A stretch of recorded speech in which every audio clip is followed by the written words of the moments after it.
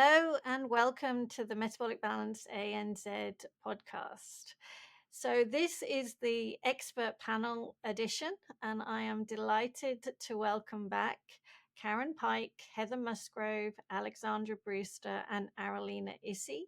We are discussing all of different questions around metabolic balance and how it helps clients and the experience that we all have. So I want to get going straight away. A big welcome to everybody this morning.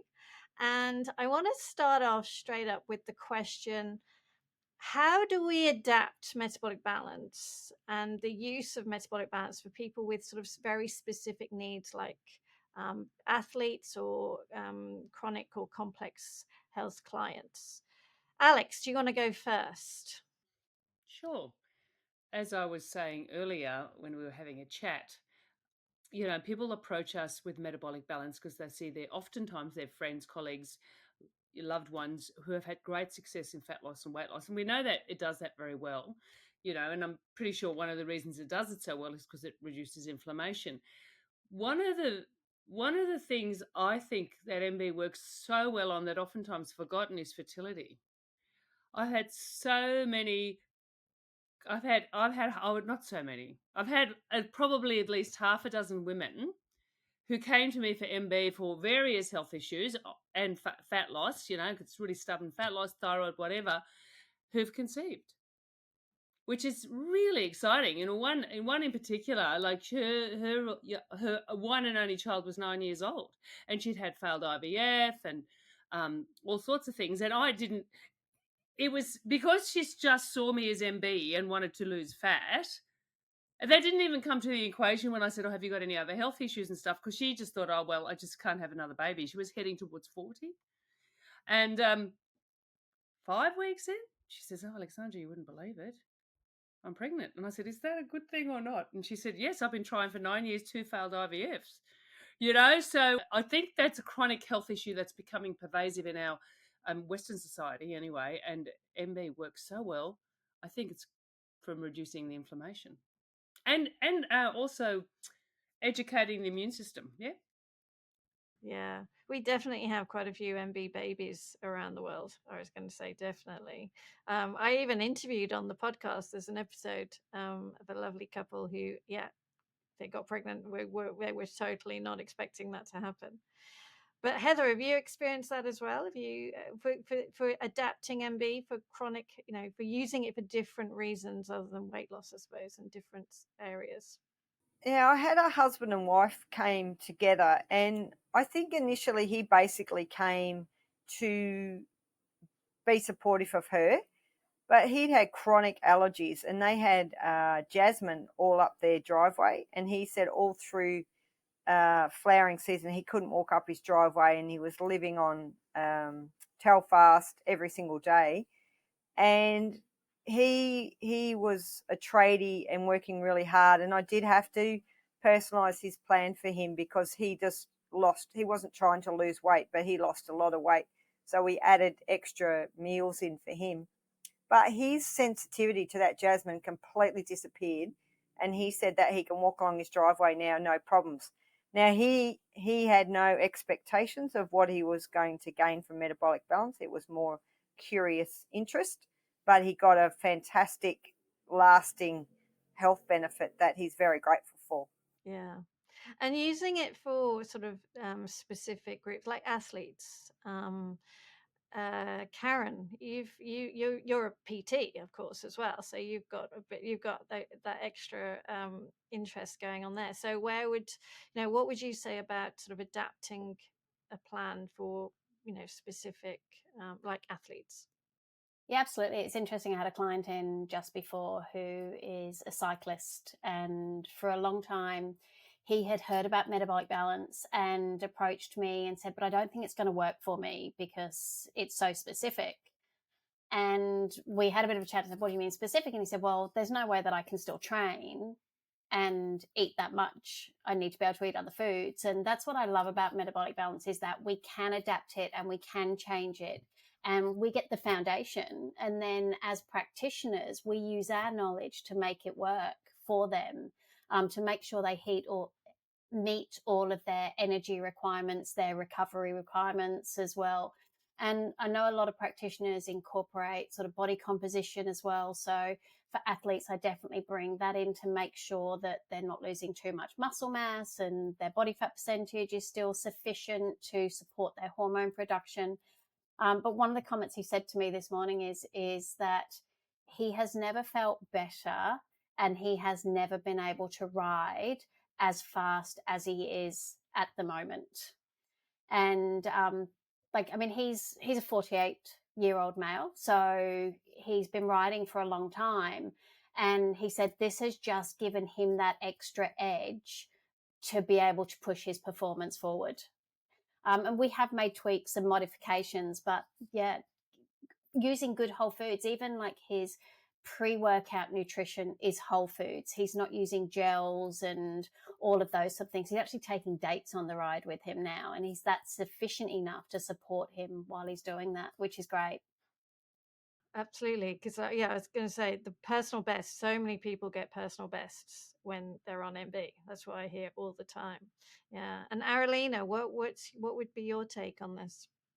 I actually just had a client report to me yesterday who is like an avid fitness fanatic.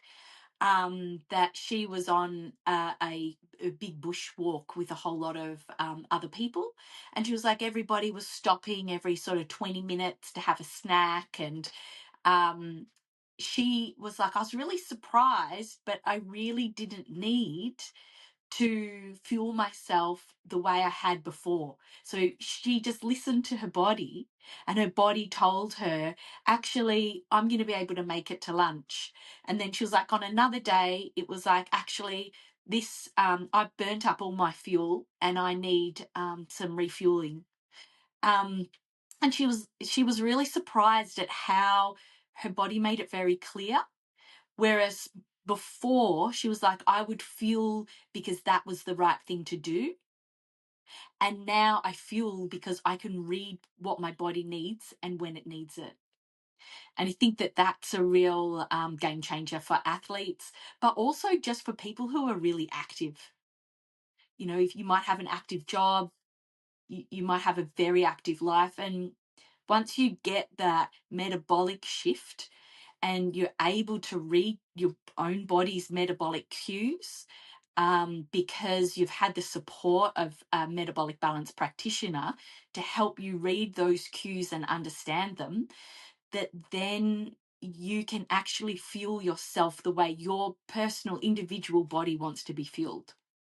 That's a really interesting point, though, what you just said before. I just want to come back to that. You said that, people often fuel themselves by what they believe they need to be doing, as in you read an article, or, it's like, oh yeah, multiple snacks, you got to keep on snacking and all this kind of stuff. And it may not actually be making somebody actually feel that great, but they kind of can't quite put the two together or understand why. And actually, we often, when we realize at how we really do need to fuel ourselves during a day, then the health just goes into a whole new place.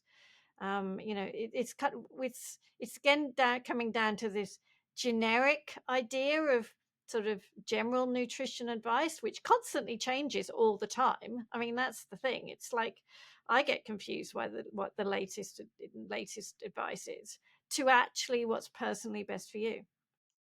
Absolutely. It's the individualization of the plan itself, and then the support of qualified, experienced practitioners who help you to understand your own body's cues. And everybody is so individual, so different. Every plan I have, I implement in a different way. Yeah, absolutely.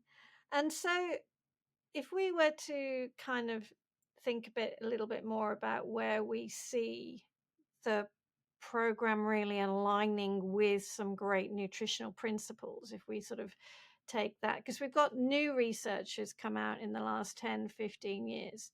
Well, I mean, it's constantly changing over the last sort of 30, 40 years, really. Metabolic balance has been like putting in place the framework and the structure and the advice for the last 25 years, but we're getting all this extra research about the circadian rhythm and the microbiome and the importance of mitochondrial health. Where would you go with, what would you say about that, Heather? Well, that's really interesting. And I say this to my clients all the time. Metabolic Balance knew this 30 years ago. And I think one of the outcomes this year was all the promotion about Akkermansia as the desirable microbe to have in your gut. And the food that upregulates Akkermansia is apples. The icon of metabolic balance. Do you want to just explain Akkermansia a little bit more? Well, Alex probably could do a better job than me, but Akkermansia is a microbe in our gut that infects our metabolism and our metabolic rate. And studies have shown that people with a higher amount of Akkermansia have less obesity and higher metabolism. And then when you look into, well, what can, obviously the supplement companies are driving this because they're saying, well, we can have supplements now with Akkermansia in it. But what foods drive it? Apples. Yeah, and just a healthy gut, basically, isn't it? Yeah, but there's something specifically in apples that supports the breeding of that particular strain in our gut flora. So you go, it's not just metabolic balance. I don't know where the term "an apple a day keeps the doctor away" came from, but that's that ancient wisdom coming through, and now science is putting up its hand and saying, "Oh, we've got all this groundbreaking research," but all they're doing is validating ancient wisdom. And in this case, metabolic balance, intellectual property from 30 years ago. Yeah. Alex, what would you say? It's fascinating when we found that out, wasn't it, Heather? It was like, oh my gosh, metabolic balance, 1 apple a day. And the other one that really has been validated is ghee. I and I'm sure we've all had this experience where the patient will come back and say, oh, but the doctor says I can't eat saturated fat, and you're telling me to eat all this ghee. And that again, ancient wisdom. If we go just to even to Ayurveda, they use it as a form of therapeutic food. But what has the research now shown about ghee, people? That it's the only food source of butyrate. Now, butyrate, for those of us who aren't as scientifically minded, is basically what calms the farm in our gut, which preserves, that mucus layer where all the beneficial microorganisms sit, and is one of the 3 main short chain fatty acids that basically keep our gut healthy and our immune system properly educated.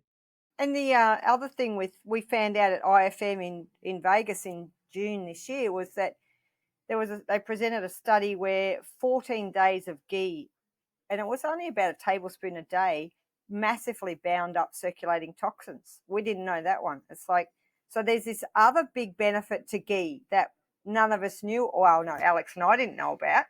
And here's this person presenting this recent study. If someone's got a toxic load, make them have ghee every day. Oh, hello. Yeah, fat-soluble toxins via the bile.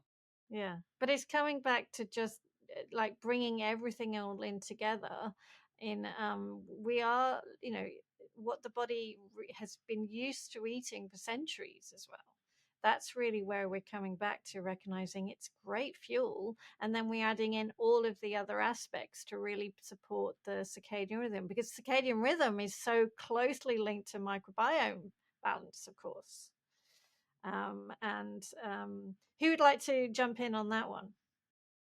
I'm wondering, what I notice is that there's such a tendency, especially amongst women, to eat really only one major meal a day, and to sort of like a little bit of grazing and then dinner, and then wonder why after dinner they're stuffing themselves with chocolate and lollies.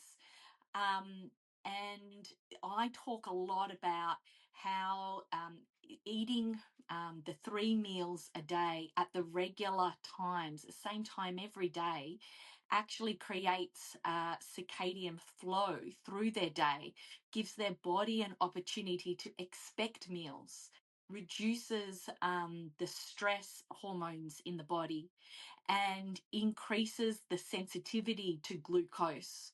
And it's almost that alone, the regularity of eating, and ensuring the way that metabolic balance ensures that breakfast has good enough protein in it, that people are eating vegetables if they need vegetables at breakfast to actually fuel themselves.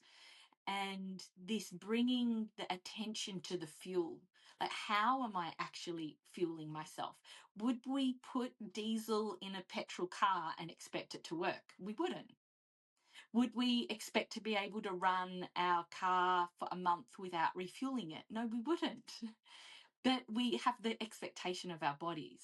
Which in itself shows how awesome it is. That's actually the one thing I find about metabolic balance when I get hardcore on it myself, like, because, as we get in a bit, we get a bit lax, is the quality of my sleep is insane.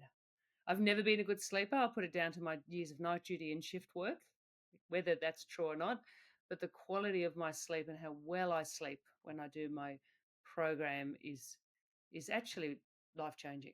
I'd like to just add to what Aralina said. Again, in Vegas, there was lots of research presented then, and I talk to my clients about this every day, predominantly women, is that all those studies on fasting were done on men. And women structurally have a different part, and I can't tell you which part of the brain that is. We have two centers that detect starvation, and men only have one. So they were very much saying over there that women shouldn't be going much more than 12 hours because it does have an effect on metabolic health. And when you explain that to women, the lights go on. They go, oh, because they've been trying to do what's working for their husband, and he can get through to 1 o'clock and he just has lunch and tea, but it's not working for me. And it's so often in research, all the research is done in men because they don't have the hormone fluctuations, they don't have periods, they don't get pregnant. So for research, it's easy, just do it on men. But then that evidence gets replicated for everybody, and it's not the case. And I think, the things that I learned in July or June, July over there, that was one of the most significant, is that women shouldn't be doing long-term fasts, especially post-menopause, because of the effect on muscle mass, and that we actually do a lot better doing it the way Metabolic Balance advises, because it's still fasting. You're still getting 5 hours between meals and you're still getting an overnight fast. You still get the benefits of that, but without the potential harm to circadian rhythm, to metabolic balance, metabolic rate. So it's the same old thing, isn't it? We've just got to dive into the research, but often that's not delineated. The study will say 3,000 people were studied. It doesn't say 3,000 males were studied. Yeah, it rarely does. And the thing that's really interesting is that almost all women that I work with will be limiting or dropping what is the key meal of the day, breakfast. And that shift to a metabolic breakfast, I think, is one of the really big key changes to their health, their energy, their hormones, their fertility, their inflammation, their ability to focus at work. You could just go on and on and on. I think as well, like, it's when we look at like all of the research that's coming out, and there's so much research on the microbiome, and I don't think any of us would ever be able to fully delve into every bit of research. We'd be researching, gosh, I couldn't imagine how many years we'd be researching for. But like, a lot of my clients will ask about the microbiome and the effects that it has and things like that. And I so quite often will just simplify it and say, look, your gut is full of good bacteria, and it's also full of some bad bacteria as well. And the foods that we eat will influence the diversity of the bacteria that we've got.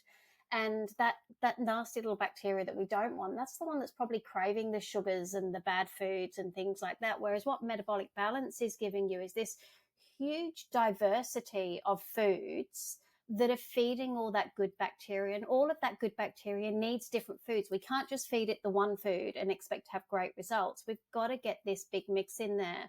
And that's with Metabolic Balance. The thing I love about it is that you can encourage people to then broaden the foods that they eat, to actually take them out of this narrow mindset of, I've got to have this for breakfast, this is my lunch, this is my dinner, I'm not doing anything different, and they're not feeling great. But you give them then this list of foods, and they start to kind of branch off and try different things and actually enjoy those foods. But they're then getting that benefit to that really good gut health that's helping with that circadian rhythm, that's helping with that metabolism. So it's like Metabolic Balance just kind of, like I said, it's going back to what we used to know works. We're removing all of the foods that we've introduced that we know don't really work, and going back to the basics. I love how Metabolic Balance focuses on foods to eat. It's not about foods not to eat. It's about what food to eat. What food does your metabolism need in order to become balanced? And then we move on to experimenting from all foods to work out, well, what does now I know how my body feels when it's happy. What other foods does it love? Yeah. What would you say is the most surprising feedback that you've had from a client after they've got going on MB? I think, so for me, the one that always comes to me with all of my clients is the reduction in inflammation, the pain, the joint pain, that just, I'm working with a lady, and she's been on the journey with me she's actually been working with me for 12 months. She continued to want to work with me. She's 68. She's released, at yesterday's check-in, she'd released 30 kilos, but she said she had never not been in pain in her life. She had always had pain. And once she started on Metabolic Balance, the pain, the inflammation went down, and she was pain-free. And she said that the weekend she had a party, and it was a grandchild's party, and she had some cake, and the cake caused so much pain in her feet that she needed to take some Panadol to actually get through the day. And she said, the one thing she said to me was that Metabolic Balance has taught her what she needs to do to reduce that inflammation and have a life where she is pain-free. So that it always, that story from clients when they're in some sort of pain, that it resolves through eating the right foods. And the energy. Everybody, I don't think, we don't talk about the first, sometimes they have a few hiccups when they're trying to detox from the sugar and but they all report this amazing energy, and that probably goes to mitochondrial inflammation. Yeah, and that can take a while sometimes, so it's probably important to sort of clarify that, because we don't know how the detox is going to happen in those first few weeks. But yeah, absolutely, the energy. Sometimes the results are very, very gradual, I notice. For some people, the progression forward takes a really long time. And that there's a fair bit of patience that's required. But when you start breaking it down, I take pictures of my clients, and they might say, I'm not losing the weight that I thought I would lose. But when I actually show them pictures of their face, and pictures of them side by side, they're really profoundly shocked by how different they look, and how their face has changed. I had one client recently who felt that she hadn't lost that much weight, and came in for some photographs. And it was only once the photographs were taken and she started really seeing the difference in her appearance that she actually commented that she was in the second photo wearing a pair of jeans that she hadn't been able to wear in 5 years, and they were comfortable. So it's so gradual that sometimes the people that are actually on Metabolic Balance don't recognize the shift until they have the evidence in front of them. I think one of the points you made there, Aralina, was really important as well, is that not everybody gets results at the same time. And again, I've had clients that have come to me because somebody else has done it, and they've come in after the first week and gone, but I don't feel the same as such and such felt. And it's really then bringing them back and going, this is your personal journey. This is not their journey. This is about you. So your results are going to be different. And it may take longer. You might see other results that they haven't seen. And I think that's a really important thing with metabolic balance and this approach, is that we don't guarantee that week 1, that's it, your energy is going to be 100%. Week 2, you're going to be out of pain. Week 3, your hormones are going to be back in balance.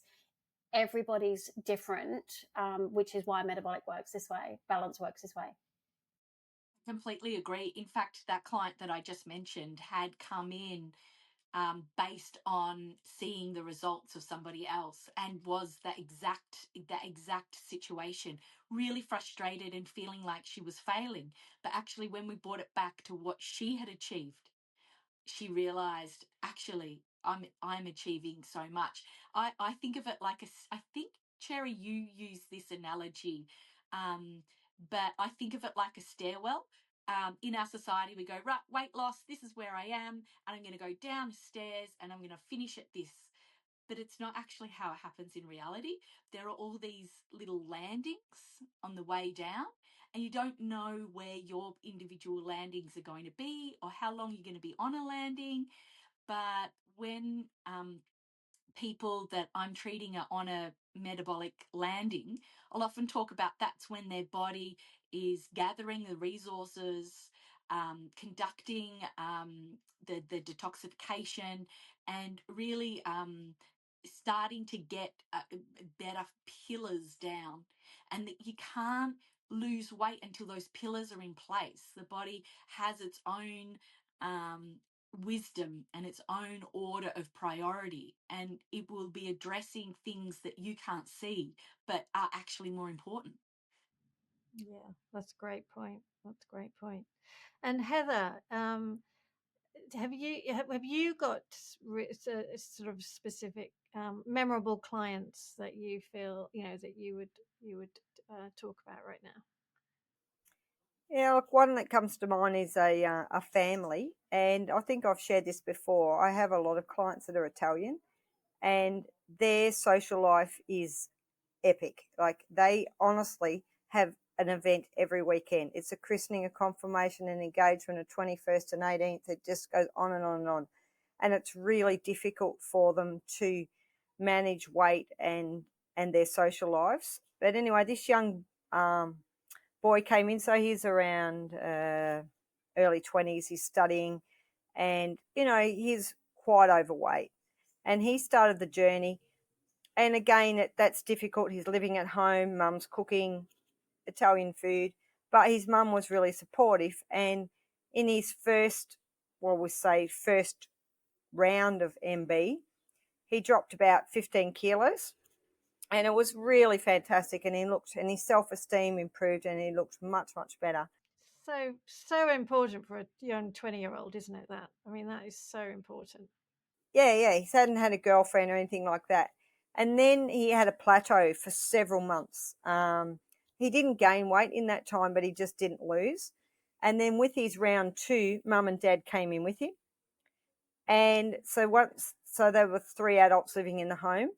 And once the whole 3 of them went through the 2-day detox together and got on plan, even though their foods were different, mum was fantastic, and she was like, oh, well, I'm cooking salmon for you and whiting for you, but we're all having this vegetable. So they were able to make it work with 3 different plans.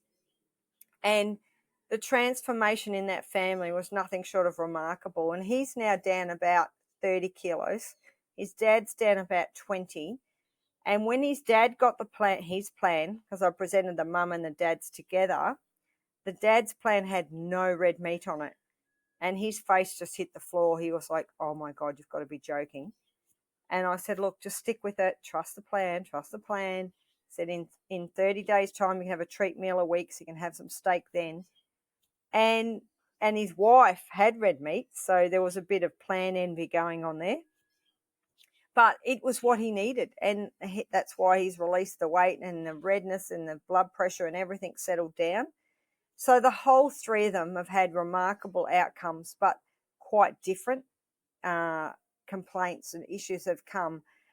But I think the success was the family support, and you know, in that environment where the social life is so full on, you probably need that to really make it work. So, you know, fantastic to watch parents follow their son in. And then, you know, I often see the three of them together, and it's just fantastic. It's made so much difference to their family. That's so lovely. Yeah. I think everything, when there's a plan and a structure and the actual, you know what you're needing to do, and then you're feeling better too, then I think also the mindset and the motivation, well, how can I make this work? Uh, how can I actually really make things you know, different?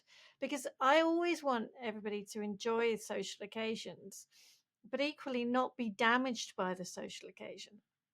So you can go to a social occasion, choose the right food that you're going to partake in, still be there at the celebration of the engagement and the 18th and the wedding anniversary or whatever, but actually then come away still being standing tall and feeling good.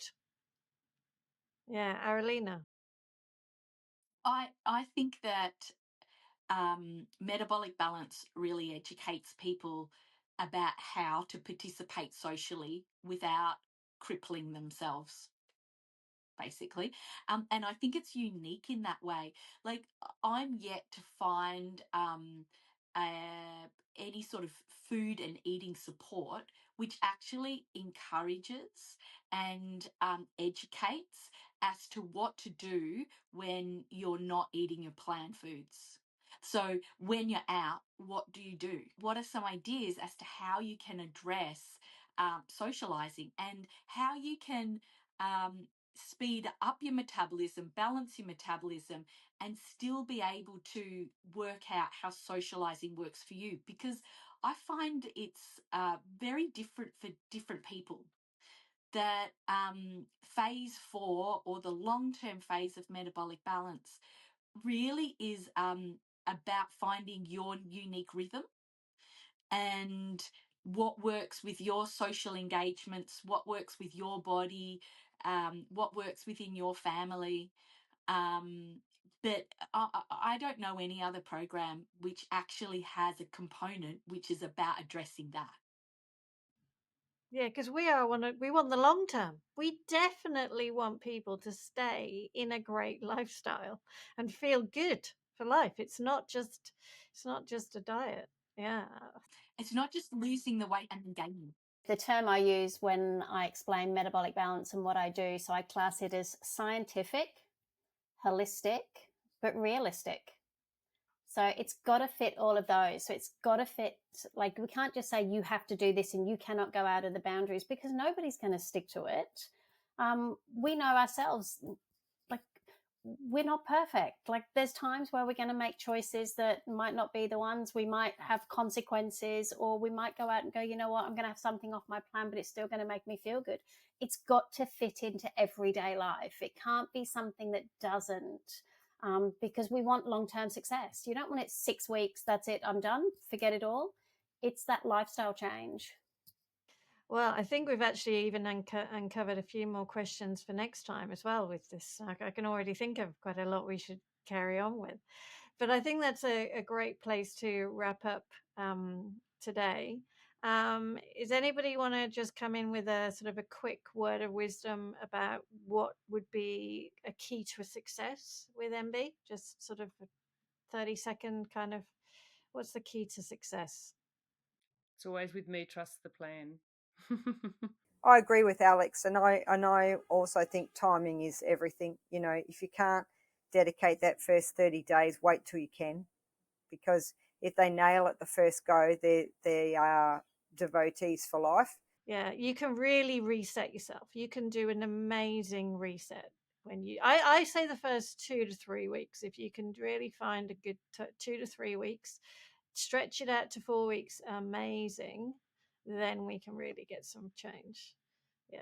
Aralina and Karen, sorry, I didn't hear what you said. I really feel like the key to success is listening to what your body's telling you. So I'll often hear my clients say, oh, I reintroduced this food and my inflammation went straight up, but like maybe I just need to persevere. I'm like, wait a minute, let's just listen to what your body told you there. And I think, yeah, I agree with everybody else. And I also say just a little bit of focus.